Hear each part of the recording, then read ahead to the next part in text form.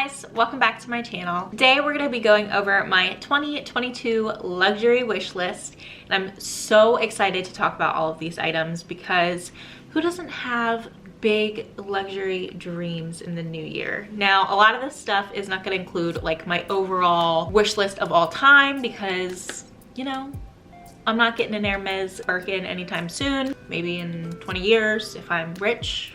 We'll see. So these are things that realistically I could obtain in the year 2022, but probably won't, but would like to. So without further ado, let's just go ahead and get started. I have been keeping a list in my Dior notebook. I recently unboxed this on my channel. It was like a Christmas gift to myself, basically. I've been using this notebook a ton to track like video ideas. This is one of the things in here. This is my luxury wish list, kind of broken down my brand.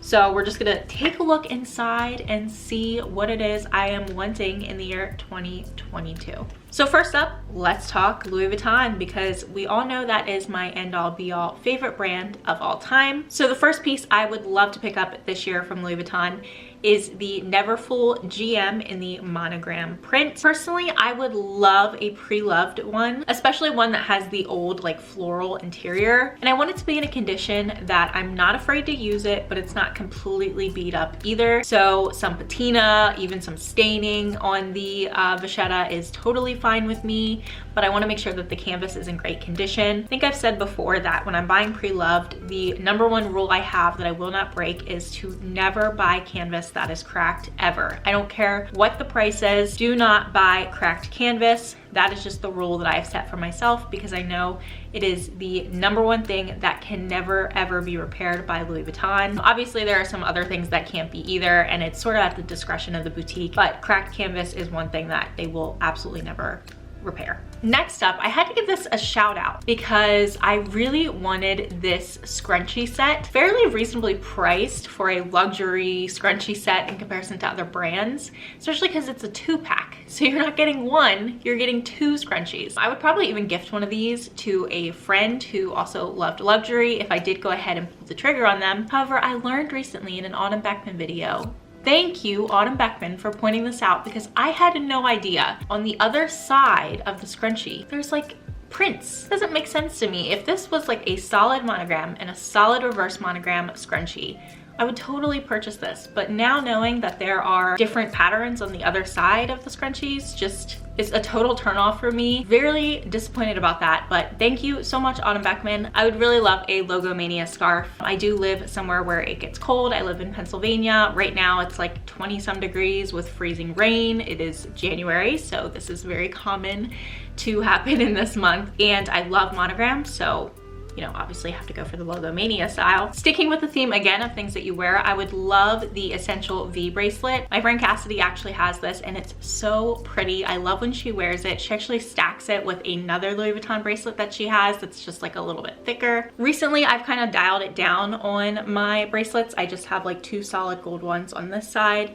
And then I'm wearing like an Amazon Cartier dupe and a diamond tennis bracelet, as well as like a diamond cut bracelet from Amazon. I feel like the Essential V bracelet is just like the perfect amount of monogram, but it also has like a little touch of gold, which is nice. It also would be easy to take on and off by yourself. So that really draws me to it as well, because obviously I wouldn't be showering in it. I also would really love the City bag book from Louis Vuitton. I believe it's like $110. Maybe I will put that like on my Christmas list at the end of this year. I also recently have taken a random liking to the Recto Verso. This was a piece I was totally 100% against. I didn't get it. If you had a clay and a card holder, why would you need the Recto Verso? But it's kind of like a combination of the two. Now that I'm not carrying my cards in my 6-ring key holder and I'm actually carrying them in my card holder instead, so I already have 2 separate items for my keys and my card holder.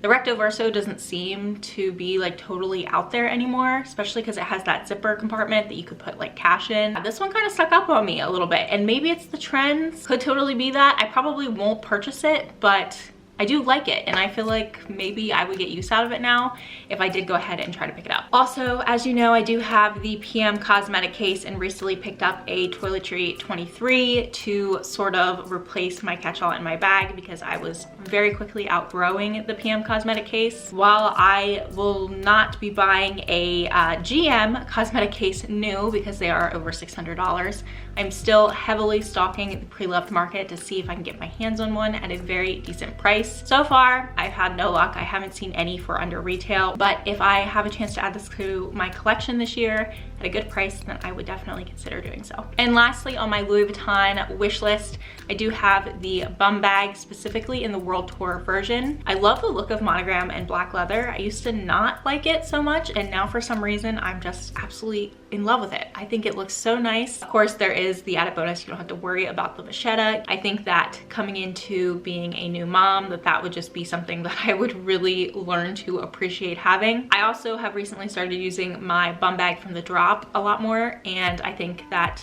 I just know bum bags would work well for me. So we'll see what happens in the year if there is ever one that goes on sale. Typically World Tour, you're not seeing very good sales. Next up, we have Gucci.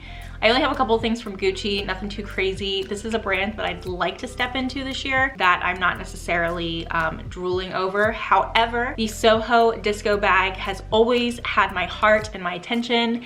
And when I see it come up on Fashion File, I'm always checking the price and the condition because I do think I would 100% buy this pre-loved. I would not buy it new, mainly because I'm not willing to spend over $1,000 on it. If I was ever to spend that much on a bag, it would definitely be Louis Vuitton. But it's super practical and obviously a little more carefree. I love how soft the leather is. I have seen quite a few videos recently on them, including one from Agent Bag Reviews, Julie. That's my girl. She does great reviews. I will leave a link to her channel down below, actually, if you want to check her out. She's so great. She did a comparison of the Soho Disco bag to the YSL camera bag. So maybe I have seen some really good deals come up on Fashion File. We're talking 50% off. So they're out there. I'm keeping my eyes open, and if I see one that I like at the right price, I will definitely go ahead and grab it. The last two things from Gucci are actually going to be jewelry pieces. Thin interlocking G bracelet. I don't know why, just something about this kind of speaks to me a little bit. I don't think I'll actually be adding this to my collection because Cartier kind of has my heart right now. I think if I was going to add new jewelry, that it will pretty much all be from Cartier, maybe from VCA. Probably not, given the price, unless of course it's secondhand,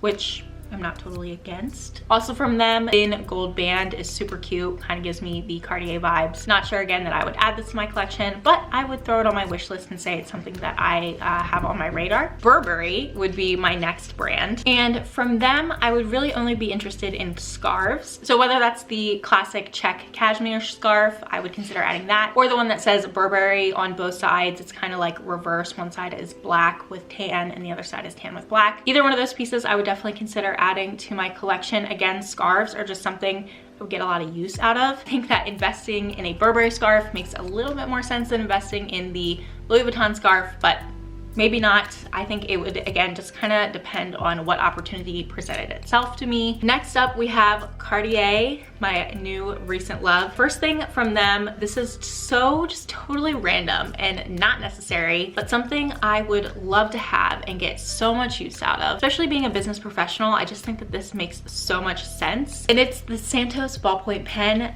that does have refillable ink. So it's not like you would be buying this and it would be a one and done type of thing.